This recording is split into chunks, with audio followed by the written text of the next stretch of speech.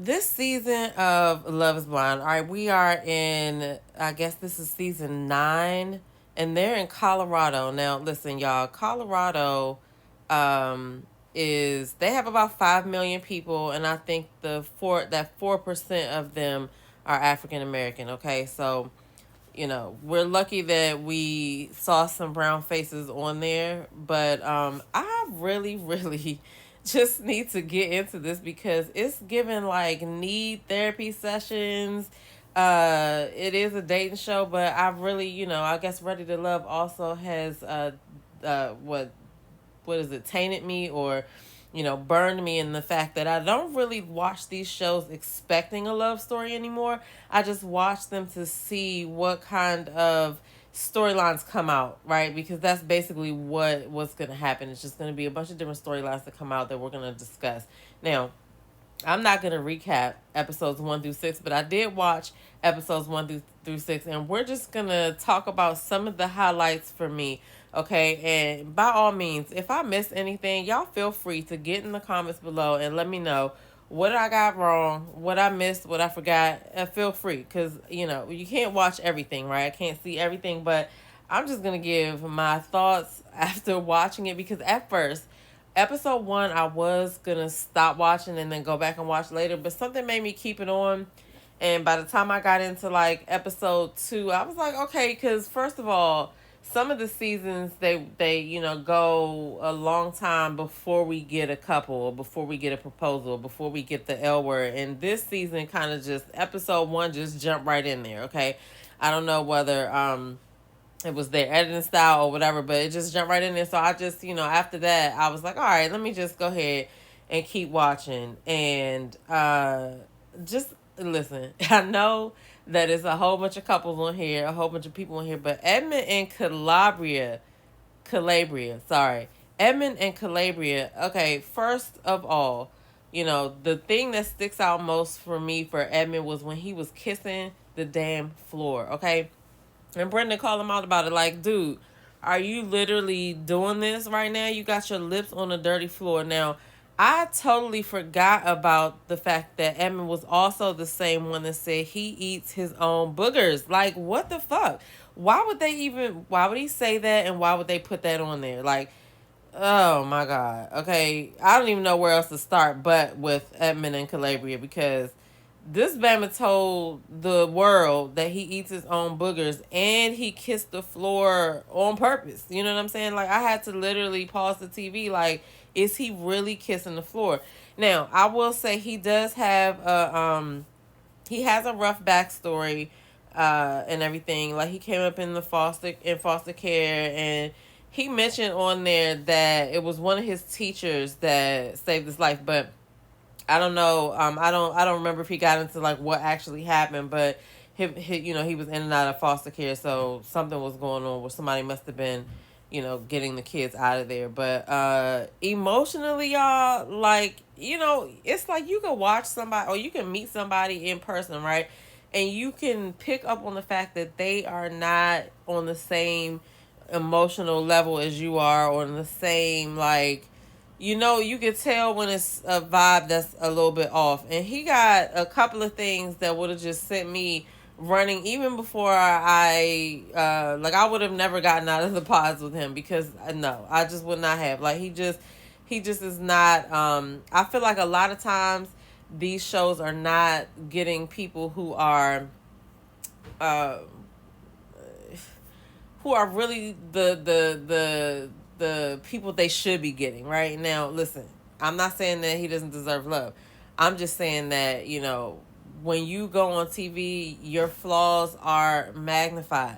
And when you have somebody who obviously does not care about certain things, listen, he's gonna be good for TV. I mean, I don't know what else is gonna happen. We've only seen 6 episodes, and I don't know what's going on right now, but dude is a character. I just don't think that this was a good show for them to even to put him on. Like, I'm not understanding that part, but hey, desperate times call for desperate measures, I guess. But we will see how it all plays out. Now, I could just tell something deep was going on, but I did go and look at his Instagram page, and like, he is quirky. He is the person that he is. Like, I don't think that he's an actor or anything like that. Um, but the crazy thing is people are already like in the comments, and the things that are being said in the comments are crazy. Like, y'all, some of y'all are like ruthless. Like, what gives you the right to go in these people's comments and say these things, and you've only seen a little bit of some of them on TV? Like, how can you do this? So he has people saying that, oh, he's like this for real. And then somebody else commented and said, well, why did y'all think that it was an act? And they laughing or whatever. And then somebody told him that he cries too much to get PUSSY. Then somebody goes on there and says, it's nice to see someone on the spectrum representing on this show. Now, that is a complete assumption, okay? Now, I'm not going to say that it's right or wrong, and I don't agree a little bit, but to just type that out is wild. Like, I don't know. You know what I'm saying? Some things just don't need to be said. Like, we could just see. And then somebody says, I can never judge anybody I've never met and post my judgment publicly. If I have negative thoughts about this or anyone's actions, I will keep them to myself. Humans have feelings. Be kind. Now, I do agree with this statement as well. Like I said, why would you post some of these things? Like, I don't know. It's just I guess some people just want to say these things. Somebody told him he was weird as fuck. He had some fans. People are saying, go Edmund. Here's another comment. Somebody says, Edmund, I gotta be real with you. You can't pull the nice card when you want to have sex with a woman and be like that around bros. It's not godly or Christ-like. I hope you realize your worth, and that doesn't base on how that you don't base that on how you see or if you don't get a hookup. Self-control is where it's at. That's the bee's knees. Not many people, actually barely anyone, has discipline these days. I hope it was a great learning experience. That show exposed way too much about people. Now I agree with that. Now, do I think that he absorbed this comment? No, because he's probably not really reading the comments, but it's because it's a lot. It's a whole lot. But somebody says, so cool to see someone be authentic. Somebody said he's adorable. Now listen, I will say I do believe that you should be yourself. That's yes, you should. But listen, to a certain extent, I got to see how the rest of it plays out. Is production exploiting him by putting him on there because they saw him first? They have all the footage of him, the things that he was doing, things that we actually got to see. I can just imagine that there were far worse things that were caught on camera that they just opted not to show. So we'll see what goes on, but he does have some positive comments in here. Somebody saying he's a shining bright light, telling he's literally the best. They love his energy. And then somebody, is also just calling him another weirdo. But, I don't know. I don't really know what to say about that. But I do think that the kissing the floor thing and the eating the boogers part, like, bro, no. You know what I'm saying? It was just a lot going on with him. And I was really kind of like, oh wow, this is going to be interesting when Calabria actually meets him. She's going to be like, oh my God. But I was so wrong. She loved what she saw. She said she took, okay, I did also catch her interview with AD. AD is a previous cast member, and she has the podcast called What's the Reality, right? And Calabria went on there, and so she asked her some questions, and she talked about her attraction to him, and she said she basically took out the voice and the attraction part, which kind of explains why she was so detached when they had the reveal. Because I will say that it is easy to fall for somebody and you build what you think they are, and then one day you just wake up and be like, what am I doing? So I don't know if that's going to be the situation or not, but in Calabria's interview with AD, she said that she actually forgot that she applied to the show until the producers called her. She said she applied for it and then she went on. She must have been going through something or whatever. But it was like, a lot of months in between when she applied, because I think she may have said she applied in like February or April, and they didn't call her back until October or something like that. But the interaction with them is just wild to me, right? She talked about, okay, so y'all know, like I said, I'm not doing a recap for this. I'm just talking about these things that stood out in the episodes. And the other thing that stood out to me was that interaction they had when they were talking about who had sex, about them being the only couple that didn't have sex yet. And the way that it came off was like he was shocked, right? Well, Calabria said that they actually had a bet as to which of the couples would give in and have sex and which ones wouldn't. But for some reason, that just does not match to me, because the homeboy was so shocked about, so affected by the conversation that they had about it. He just seemed like he was shocked. I don't buy that. For some reason, that just seems out of place to me to say that y'all bet about that, because if y'all weren't gonna do it and y'all agreed that y'all weren't gonna do it, why would you be making a bet about other people doing it? Because that's just gonna remind him that y'all aren't doing it. Like, it didn't make sense to me, but maybe I'm tripping, okay? Because when it happened, Edmund looked shocked, and then when he started crying, okay, that's when I really was like, something is not clicking here, okay? Like, that reaction to me, listen. I don't know. I don't know. Like, I'm just saying, man, this is either I don't know what's going on. Okay, I really don't know what's going on. But like I said, it's not clicking. After that blow up, she said that she also was so irritated that she slept on the balcony. So yeah, that whole relationship to me is questionable, because you obviously was mad about his reaction or whatever he said, enough that you wanted to separate. So I don't know. Listen, it's only 6 episodes in. I don't know what's going on. I just can't get past the fact that they even together, y'all. I don't know. Maybe I'm just like real shallow, but I don't know. But I just think that out of all the people that she could have connected with, how does she end up with this dude that eats boogers and kisses floors? I don't care what what's going on. Those two things are just wow. It's wild for a grown up to be doing it.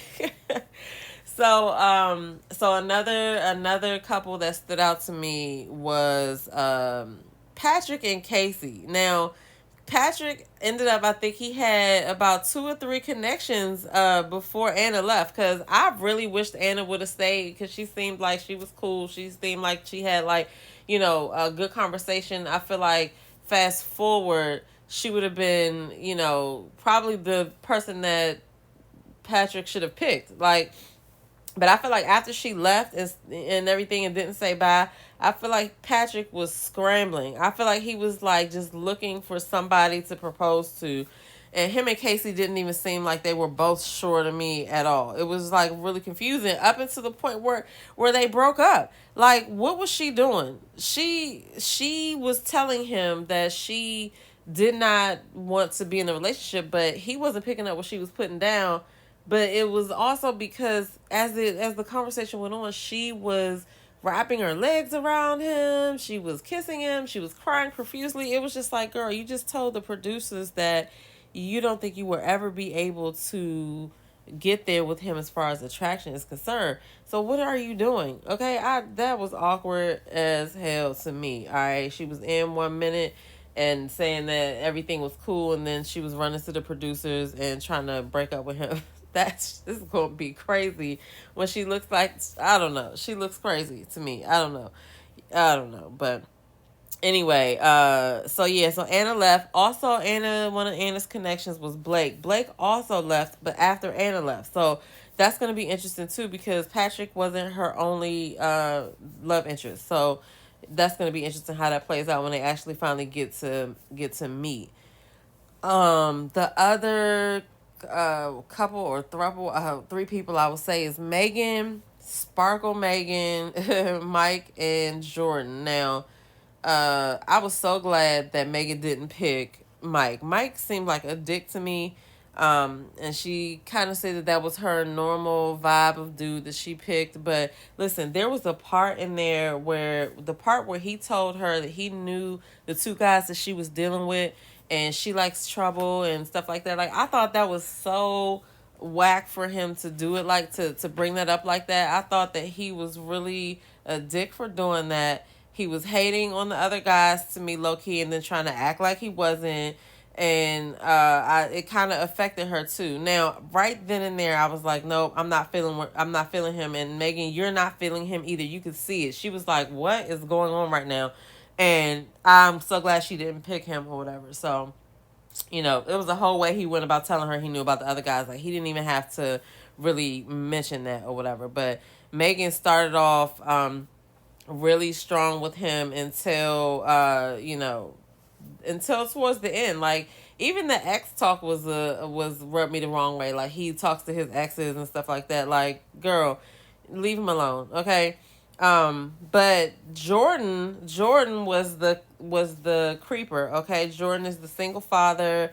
And his son has diabetes, and it's the same type of diabetes that her dad has. So she is taking that as a sign from the universe, because obviously she knows exactly how to care for a person with this particular diabetes, okay?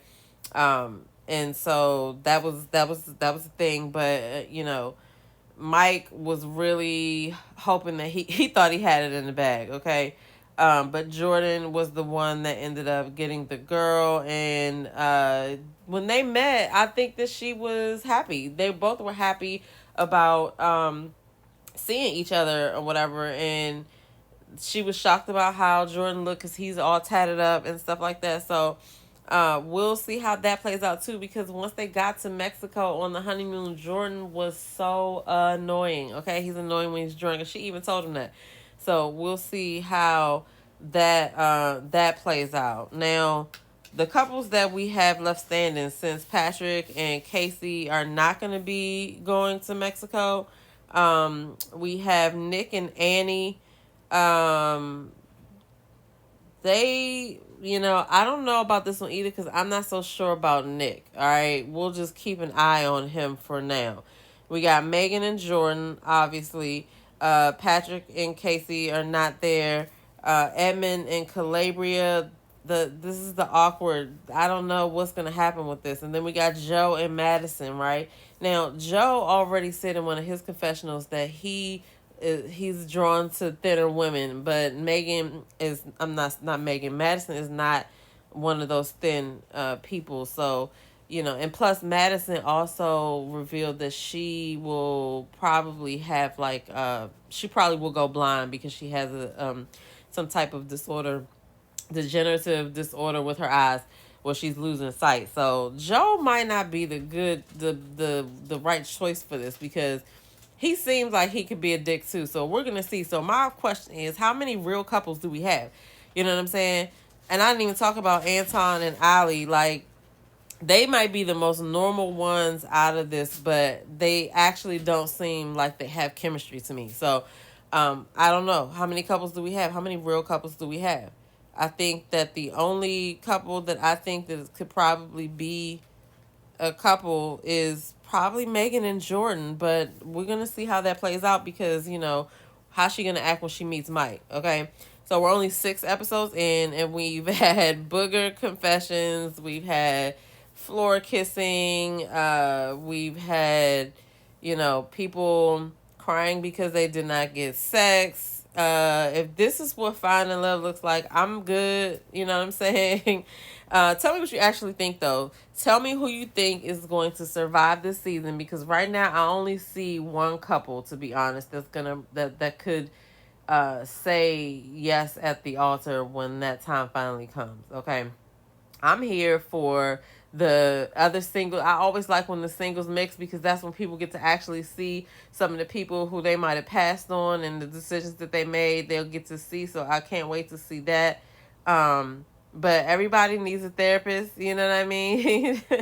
Hopefully they don't just get married. Hopefully they make the right decisions and everything works itself out. All right, so anyway, that's all I have to say right now. I just wanted to get on here and talk about that, because after I watched it, I was just like, wow, it's a lot, but it's still like a messy ass season so far. But I mean, really what it speaks to is that the quality of the people as far as what they're looking for, I guess, or the reason why they go on the show is slim to none, because people aren't going on here for relationships. So we'll keep watching to see what comes out of this one, because Love is Blind never fails. They always deliver some type of storyline that's going to keep us talking about, oh my God, did you see this? All right, so we'll see, but definitely get in the comments below. Let me know your thoughts so far, and are y'all gonna tell me what couples do we have that are real?